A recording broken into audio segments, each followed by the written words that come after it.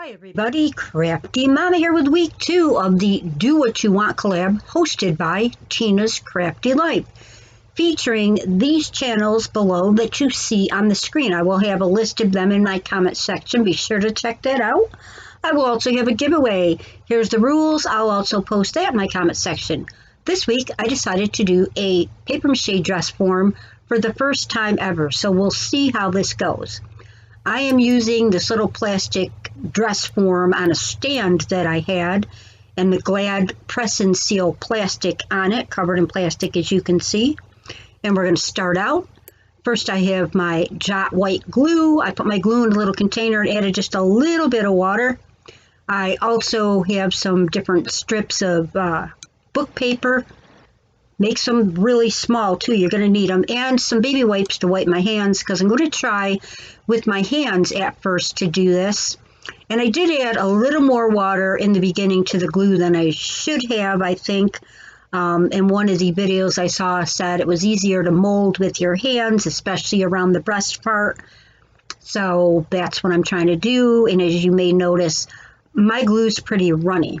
So the little strips of paper are sticking to my hand, trying to get them out of the dish, trying to find small ones.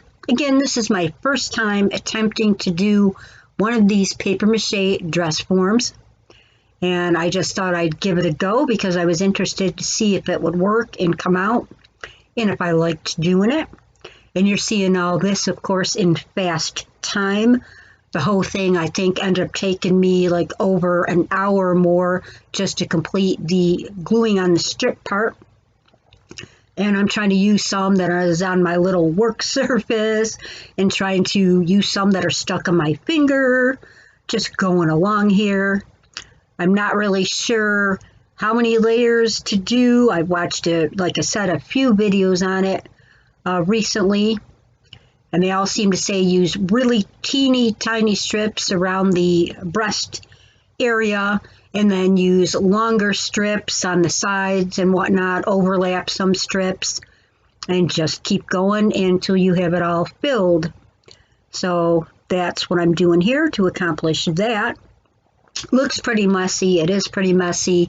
I'm going to need to wipe off my hands pretty soon because they are sticking to everything. But I just keep pulling out of the dish my little strips. And it's, like I said, so much quicker when I'm fast forwarding this video to show to you guys rather than making you sit through the whole process, so you get to see it quite speeded up. And I did end up going back and putting more glue in my little glue container that I showed you, the clear little one I'm working out of, because I really added too much water. I don't, some people say add a bunch of water. I don't think a bunch of water is a good idea. The other thing they did say to do is leave a little strip up the back in the middle, which is what I was trying to show there, so that you can cut it, once it's dry, you can cut it off with scissors right up the back, up the middle. So I'm also trying to do that. I use longer strips there, and they're just going over them, trying to reinforce a few things and whatnot. We're getting there. It's coming along. It's almost done, finished at this point. Just have a little more reinforcement. Here's what it looks like. Just about done. I decided I would try using a paintbrush with the glue. You put strips on and then add the glue with the paintbrush because some people did it that way.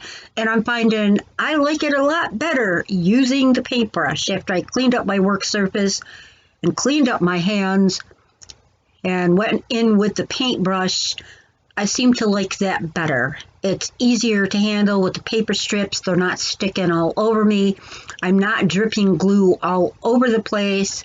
I think the paintbrush is the way to go, and then here and there if you need to, just kind of like push it and what you need to do, whatever you need to do, smooth it down with your finger a little bit as you go. Of course, I also have my little handy baby wipe near me so that if I do need to wipe off my finger here or there, I can do that. Those come in handy for lots of things in the craft room. And there we go. I think it's just about done. I think that is as good as it's going to get. Here you see it here, all finished with my little thing up the back. Now before I tape it in the back, they said to tape it I decided I'm going to paint it before I take it off this stand. I don't know if it's a good idea or not, but hey, here I go, as you can see, because I wanted to paint it white, and I figured it might be easier painting it while it's still on this little stand I got it on. And then once the paint dries, I'll come back in, 1, 2, 3 here on the video. Of course, I had to let it dry, and we'll see what happens. Well, it's all dry, and now the moment of truth. I'm a little nervous about this. I don't know if it's going to come off here. I cut up the middle where I left the little open part. You're cutting through the plastic that you put on, and I'm trying to pull it apart here, and I don't want to rip it. It has this neat feeling to it, though. It's almost like it's a fabric or a linen or something. I can't explain it, but it's not coming off as easy as I hoped. I think part of my problem, I forgot to get the plastic wrap that I wrapped up on the top part. So now I guess you just gently pull it off. Oh, there we go. It came off. Let's see what we got here. Oh, it's not looking too bad. And it's all in one piece. Now you just trim off the plastic. Some people say they take theirs out. I am not going to try to take the plastic out of this. I will just trim it. Here's my little painted paper mache dress form. Now I had a couple ideas here, but let me show you something. Here's a vintage 1960s Barbie sundress that I have. I put it on my little dress form. Much easier to put on with no arms or legs. Here's actually a vintage Barbie that I have and another vintage dress. Hey, anybody remember Skipper? She's wearing a vintage bathrobe with a little kitty on it, and there you go. I believe this is Skipper. She has on the little original outfit that she came in. And not that I play with Barbies, but I do like the vintage ones. Here's my thought. Next week's video, I'm just showing you, I think I'm going to paint a canvas, and I'm going to put my dress form, paper mache one that I made, and I'm just showing you a paper doily, but I'm going to fix it up with lace and everything, and hopefully it'll come out good. So that's next week's video. Well, that wraps up this week's video. Don't forget to check back next week for week 3 of the Do What You Want collab. And don't forget to check out the other ladies. I'll have their links below. Thanks for stopping by. Watch Crafty Mama. Bye.